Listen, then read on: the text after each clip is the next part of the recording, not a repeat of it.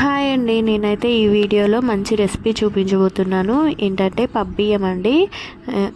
దీన్నే పబ్బియ్యం అని మేము అంటాము, కిచిడి అని కూడా అంటారు. దీన్ని క్లిక్గా త్వరగా చేసుకోవచ్చు.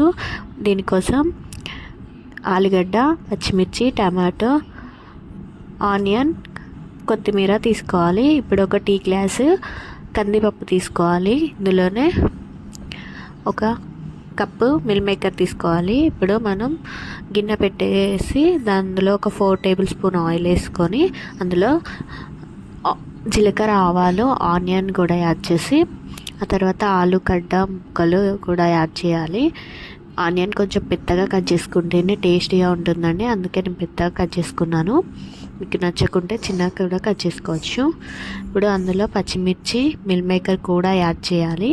యాడ్ చేసిన తర్వాత ఒకసారి మంచిగా కలుపుకొని ఇవన్నీ మంచిగా వేగనివ్వాలి. వేగిన తర్వాతే మనమైతే ఇందులో టమాటా కూడా యాడ్ చేయాలి. ఒక 2 మినిట్స్ అయితే ఇది వేగనివ్వాలి. వేగిన తర్వాత టమాటా కూడా యాడ్ చేశానండి. ఇలా టమాటా కూడా యాడ్ చేశాక ఆ పులుపంతా ఇందులో పట్టిన తర్వాత ఇప్పుడు మనం ఇందులో పప్పు కూడా యాడ్ చేయాలండి. పప్పు బియ్యంలో కలిపి కూడా యాడ్ చేయొచ్చు, ఇలా డైరెక్ట్ కూడా యాడ్ చేయొచ్చు అండి. 2 విధాలుగా యాడ్ చేయొచ్చు, ఎలా చేసినా బాగుంటుంది. నేనైతే ఇప్పుడు ఇలా పప్పునైతే వేగేలాగా కొంచెం ఈ పోపులోనే వేసుకుంటానండి. ఇప్పుడు ఒక స్పూను పసుపు వేసుకోవాలండి.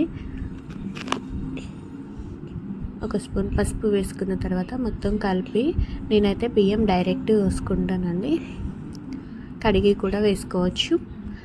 నేనైతే బియ్యం ఇక్కడ డైరెక్ట్ 2 గ్లాసెస్ బియ్యం తీసుకున్నా. 2 గ్లాసెస్కి 4 గ్లాసెస్ వాటర్ పోసుకొని ఒక్కసారి మొత్తం కలిపి మూత పెట్టేయాలి. ఒక 10 మినిట్స్ వదిలేస్తే సాల్ట్ కూడా యాడ్ చేసిన తర్వాత ఒక 10 మినిట్స్ వదిలేస్తే చాలా మంచిగా కుక్ అవుతుంది. చూసారు కదా, కుక్ అవుతుంది. సో 10 మినిట్స్ వదిలేస్తే కిచిడి అయితే రెడీ అయిపోతుంది. చాలా బాగుంటుంది.